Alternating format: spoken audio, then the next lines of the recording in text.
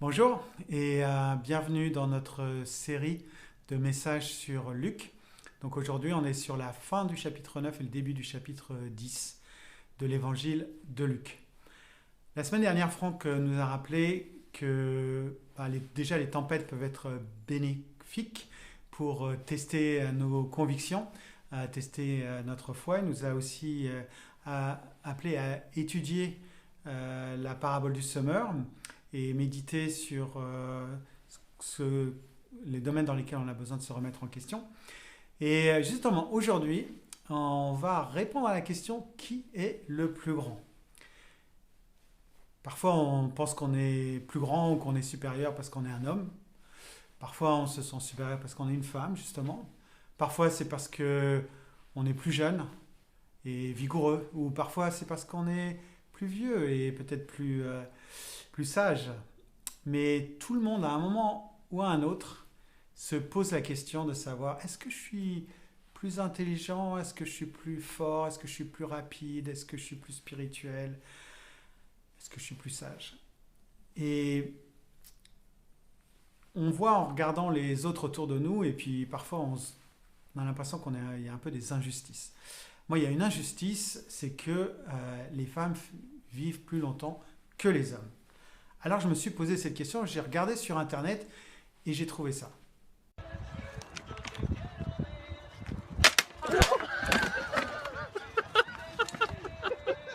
Back you but one time.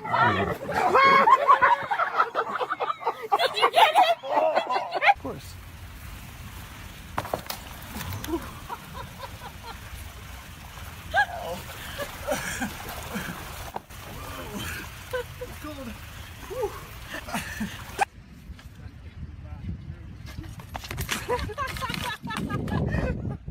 Play before 10 a.m. Eastern on November 18th. No purchase necessary.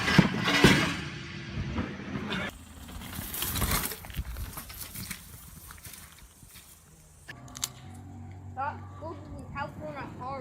Yeah.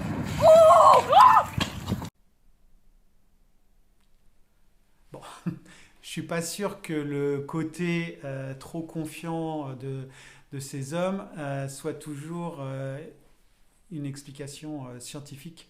Mais en tout cas, un des profs que j'avais, je crois que c'était au collège, avait mis ce commentaire: confiance en soi, pas toujours justifiée. Et je pense que ça, c'est un petit peu mon problème, et c'est peut-être le problème de certains hommes, et en tout cas des hommes et des femmes, c'est qu'il y a une différence entre notre intelligence perçue et notre intelligence réelle. Et le côté positif pour les hommes qui ont tendance à être un peu trop confiants, c'est que Henry Ford disait: que vous pensiez que vous pouvez faire une chose ou pas, vous avez raison. En effet, quand on a confiance, on va être amené à faire des choses qu'on n'aurait pas osé faire si on n'avait pas confiance. Et à force de les faire, on va réussir à apprendre et à grandir. Mais comme on a vu dans les vidéos, c'est que le côté trop de confiance, ça amène les hommes à parfois faire des choses assez stupides. Alors, qui est le plus grand? Donc on va commencer à voir, c'est le premier point, donc en Luc 9, versets 46 à 48, ils eurent une discussion entre eux pour savoir lequel parmi eux était le plus grand. Jésus connaissait la pensée de leur cœur. Il prit un petit enfant, le plaça près de lui et leur dit: celui qui accueille en mon nom ce petit enfant, c'est moi-même qui l'accueille. Et celui qui m'accueille, accueille celui qui m'a envoyé. En effet, celui qui est le plus petit parmi vous tous, c'est celui-là qui est grand. Alors, les disciples de Jésus se sont posé la question: qui est le plus grand? Bon, déjà, ils ont posé la question. Parce que s'ils ne l'avaient pas fait, on n'aurait peut-être pas eu une réponse qu'on aurait pu étudier justement ce matin, une réponse de Jésus à cette question. Mais souvent, un excès de confiance peut nous rendre arrogants au point de ne même pas poser de questions. Et quand on est un peu trop arrogant, on a plutôt des réponses ou des affirmations et pas souvent des questions. Est-ce qu'il y a des questions que vous pensez que vous devriez poser? La semaine dernière, on a passé, comme on fait régulièrement, un moment avec Tom et Courtney. Et de façon très vulnérable, ils nous posent à chaque fois des questions sur l'éducation de leurs enfants. Et c'est vrai qu'un petit garçon de 3 ans bientôt, il commence à développer des attitudes qui peuvent parfois mettre les parents un peu dans les limites de leur patience, les limites de leur grâce, les limites même de l'amour qu'ils peuvent ressentir envers leur enfant. Et tous les parents passent par ce genre de moments, mais je pense que certains ne posent pas de questions. Parce que juste avant que les disciples se posent cette question, qui est le plus grand? En fait, Jésus avait dit à ses disciples qu'il allait être livré. Et ça, c'était juste après la transfiguration. Et ils étaient là, ils avaient vu Jésus transfiguré, ils avaient vu que Jésus était le Maître, que Jésus était Dieu, que Jésus était le Seigneur. Et ils n'avaient pas vraiment compris, c'est ce qu'on voit au verset d'avant, on voit qu'ils n'avaient pas vraiment compris ce qui se passait lors de la transfiguration, mais qu'ils n'avaient pas osé poser de questions. Mais là, ils posent la question, qui est le plus grand? Et comme pour prendre à contre-pied justement les disciples, Jésus il leur répond en prenant un petit enfant. Et je pense que la réponse de Jésus, elle nous prend tous à contre-pied. Parce que la réponse, c'est celui qui est le plus petit parmi vous tous, c'est celui-là qui est grand. Et Jésus ne répond pas directement à la question. D'ailleurs, souvent, il ne répond pas directement aux questions, mais il leur dit, celui parmi vous tous, donc il élargit vraiment, qui est le plus petit, celui-là est grand. Il ne dit pas qui est le plus grand. Il dit, si vous voulez être grand, il faut chercher à être le plus petit. Il ne voulait pas qu'il y ait une compétition d'humilité pour voir qui était le plus grand. Vous voulez être grand? Ok. Il faut chercher à être le plus petit. Et quand je vois que je recherche les qualités spirituelles chez les autres, déjà je vois que je suis supérieur en rien ou en pas grand-chose. Et c'est vraiment une habitude qui est venue de mon frère et ami John Magog, parce qu'il cherche toujours les qualités et les encouragements, alors que moi, ma tendance, c'est plutôt le jugement ou la critique. Et ce que j'apprends, à force de faire cet exercice de chercher les qualités, c'est que ça vient vraiment du cœur. C'est pas seulement des paroles encourageantes, ça vient vraiment du cœur. Si je change mon cœur pour voir les qualités de mon frère ou de ma sœur, non seulement je vais trouver des paroles encourageantes, mais surtout je vais ressentir cette humilité qui va vraiment me rapprocher des autres. Donc le premier point, c'est ça, c'est que pour être grand, il faut chercher à être le plus petit. Et le deuxième point, c'est que Jésus est le plus grand. J'ai pensé à ce passage en Philippiens 2, versets 5 à 9. Que votre attitude soit identique à celle de Jésus-Christ. Lui qui est de condition divine, il n'a pas regardé son égalité avec Dieu comme un butin à préserver. Mais il s'est dépouillé lui-même en prenant une condition de serviteur, en devenant semblable aux êtres humains. Reconnu comme un simple homme, il s'est humilié lui-même en faisant preuve d'obéissance jusqu'à la mort, même la mort sur la croix.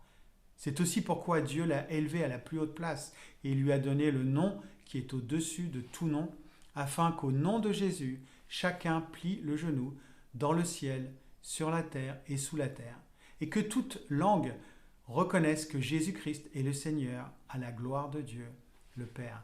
Jésus est le plus grand parce qu'il s'est humilié pour être le plus petit. C'est pour ça que Jésus a autant d'impact. Il a vécu sur la croix ce qu'il avait prêché. Quand on prêche une chose et qu'on vit autrement, on n'a aucun impact. Mais les paroles de Jésus ont un impact comme nul autre sur l'humanité parce que son enseignement était souvent étonnant, mais sa vie était encore plus défiante que son enseignement. Et cette confiance en Jésus, c'est ça qui doit nous donner notre confiance pour annoncer l'Évangile. En Luc 10, si on continue notre lecture, Luc 10 à partir du verset 1, après cela, le Seigneur désigna encore 70 autres disciples et les envoya devant lui, deux par deux, dans toutes les villes et dans tous les endroits où lui-même devait aller. Il leur dit, la moisson est grande, mais il y a peu d'ouvriers. Priez donc le maître de la moisson d'envoyer des ouvriers dans sa moisson. Priez au nom de Jésus. Ne comptez pas sur vos propres forces. C'est ça qu'il leur dit. Priez. Ne comptez pas sur vos propres forces. Ensuite, au verset 3. Dans toute maison où vous entrerez, dites d'abord que la paix soit sur cette maison. Et s'il se trouve là un homme de paix, votre paix reposera sur lui. Sinon, elle reviendra sur vous. Restez dans cette maison, mangez, buvez ce qu'on vous donnera, car l'ouvrier mérite son salaire. N'allez pas de maison en maison. Dans toute ville où vous entrerez et où l'on vous accueillera, mangez ce que l'on vous offrira. Guérissez les malades qui s'y trouveront et dites-leur, le royaume de Dieu s'est approché de vous. Mais dans toute ville où vous entrerez et l'on ne vous accueillera pas, allez dans les rues et dites, nous secouons contre vous même la poussière de votre ville qui s'est attachée à nos pieds. Sachez cependant que le royaume de Dieu s'est approché de vous. Je vous dis que ce jour-là, Sodome sera traité moins sévèrement que cette ville-là. Annoncez le royaume de Dieu avec confiance et que ceux qui rejettent le message ne vous rejettent pas. C'est Jésus que nous annonçons, c'est l'Esprit qui nous guide. Et on peut faire des plans, mais finalement, Jésus ne nous demande pas d'aller dans toutes les maisons, mais de laisser l'Esprit nous guider vers ceux qui nous accueilleront. Un peu plus loin, verset 13. Malheur à toi, Chorazine, malheur à toi, Bethsaïda, car si les miracles accomplis au milieu de vous l'avaient été dans Tyr et dans Sidon, il y a longtemps que leurs habitants se seraient repentis, habillés d'un sac et assis dans la cendre. C'est pourquoi, lors du jugement, Tyr et Sidon seront traités moins sévèrement que vous. Et toi, Capernaum, qui a été élevé jusqu'au ciel, tu seras abaissé jusqu'au séjour des morts. Celui qui vous écoute, m'écoute. Celui qui vous rejette, me rejette. Et celui qui me rejette, rejette celui qui m'a envoyé. Et finalement, le point central de cet enseignement de Jésus, c'est que celui qui nous écoute, écoute Jésus. Que celui qui nous rejette, rejette Jésus. Et on ne doit pas manquer de confiance. Parce que notre confiance, elle est en Jésus, elle n'est pas dans nos propres capacités intellectuelles, ou physiques ou spirituelles. Et parfois, je peux manquer de confiance pour aborder certains sujets. Et quand ça arrive, je dois regarder à nouveau l'enseignement de Jésus, de voir comment est-ce que Jésus a parlé de tel ou tel sujet. Comment est-ce que Jésus a enseigné la pureté physique, sexuelle, la pureté spirituelle? Et est-ce que je suis assez pur pour pouvoir prêcher ça? Peut-être pas. Mais en tout cas, je peux prêcher Jésus parce que Jésus l'a prêché. Est-ce que je suis assez exemplaire pour parler d'argent, pour parler de générosité, pour parler de comment utiliser mes talents? Non, certainement pas toujours.